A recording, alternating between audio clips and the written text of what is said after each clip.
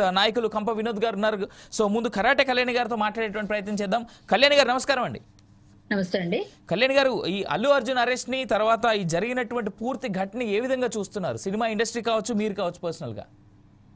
ఇది ఒక విధంగా అందరూ షాక్ లో ఉన్నారండి ప్రెసెంట్. ఎందుకంటే ఇప్పుడు అల్లు అర్జున్ గారు అనే అతను మామూలు స్టార్ కాదు, పాన్ ఇండియా స్టార్. ఆ పాన్ ఇండియా స్టార్ ని ఒక ఈవెంట్ ఏదన్నా జరిగేటప్పుడు, సినిమా రిలీజ్ అయినప్పుడు ప్రతి హీరో కూడా అటెండ్ అవుతారు, అది కామన్.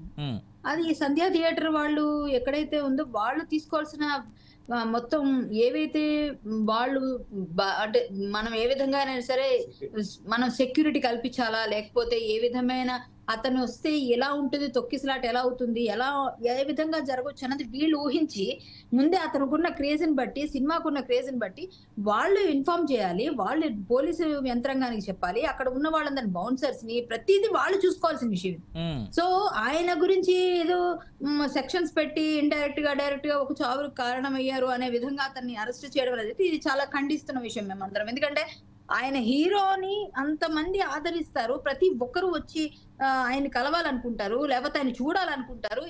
ఇది సహజం ఇండస్ట్రీలో ఉన్న సెలబ్రిటీస్ కి.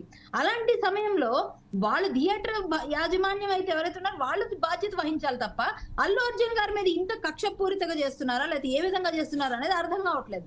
అసలు ఆయన్నే ఎందుకు టార్గెట్ చేస్తున్నారు? ఆయనకి అంత అర్జెంట్ గా తీసుకెళ్లి రిమాండ్ కూడా తీసుకెళ్తారా అని మార్నింగ్ వచ్చి ఒక మామూలు రక్షక బ్యాన్ లో ఎక్కించుకొని భయభ్రాంతులకు గురయ్యేటట్టుగా వాళ్ళ ఫాదర్ ని వాళ్ళ ఫాదర్ కూడా వెనకే ఉన్నారు. ఎందుకంటే కొడుకు కాబట్టి ఆయన ఖచ్చితంగా ఉంటారు. అది ఎవరికైనా సరే పెయిన్ఫుల్ అండి, అభిమానులందరికీ.